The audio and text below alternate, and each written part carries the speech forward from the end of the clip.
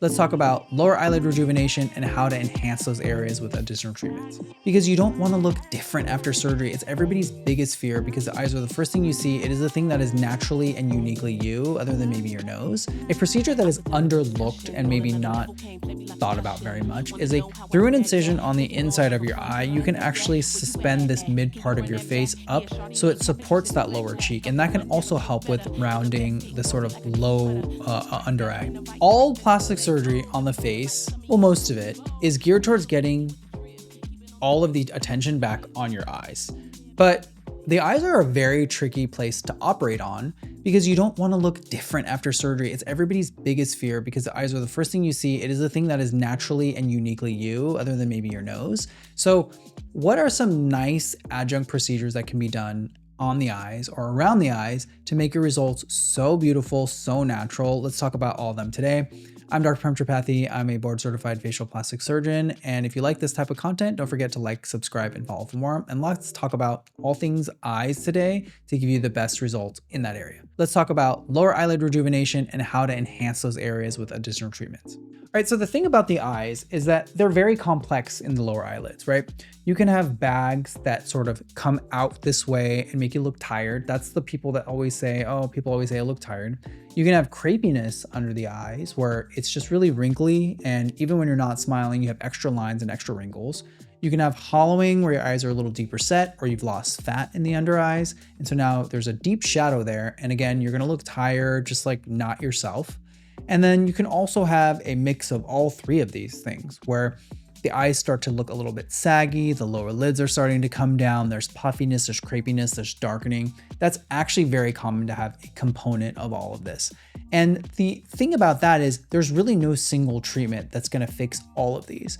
We can take fat out, we can reposition fat, remove skin, suspend the face, all these extra treatments that take your result to the next level. It's one of the reasons I always recommend going to an expert. I've had lots of patients come to me where, a non-expert was doing a surgical treatment or a non-surgeon was doing a surgical treatment on them because technically it seems like a very simple surgery to cut out a ellipse of skin, but it's so much more than that. And there's so much more nuance in it. And there's a lot of things that can go wrong with these types of surgeries that as surgeons, we are prepped to handle and that we're always trying to evolve to improve. So let me talk about these treatments that can actually make that area a lot better. If you have puffy under eyes and it's a bag, then taking that fat that's already there, that's a very, very nice source of growth factors on its own and is a nice healthy fat pocket, you can move them down into the cheek where you have hollowing and then support that area with RegenGraft, which is my version of a fat transfer boosted with growth factors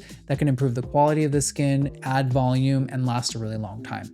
I can augment that lower blepharoplasty by taking it into the cheek, blending it into the lateral cheek, putting it into the temples.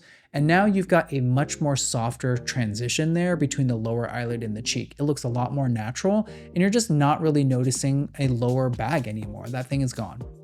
You don't have to remove that bag. That used to be an older technique. It's still done very, very well, but there's no need to just fully take out that bag if that bag can be repositioned in a nice nuanced way. The other thing that's really nice is a skin pinch. So under the eye, this skin is some of the thinnest skin on the face, and not everyone needs skin removal, but having that excess skin, even with fat bags, when the fat bags are taken out, it's gonna look a little deflated. And not all my patients need this, but when they do need it, taking skin out of a small incision done under the eye can take that result again to the next level. You're removing excess crepey skin and then lasering on top of it. You really get a smoother finish to the area. Again, it's all about removing those transitions between the lower eyelid and the cheek to make things look very, very natural. A procedure that is underlooked and maybe not thought about very much is a canthoplasty or a canthopexy. That's supporting the lower eyelid itself. If you imagine the lower eyelid's kind of like a bow, it can get a little tired over time and start to sink like this. You can start to show a little more of the whites of your eyes or the sclera, or it can just look a little tired from previous surgeries. So a canthopexy or canthoplasty can actually support that lower eyelid and bring it up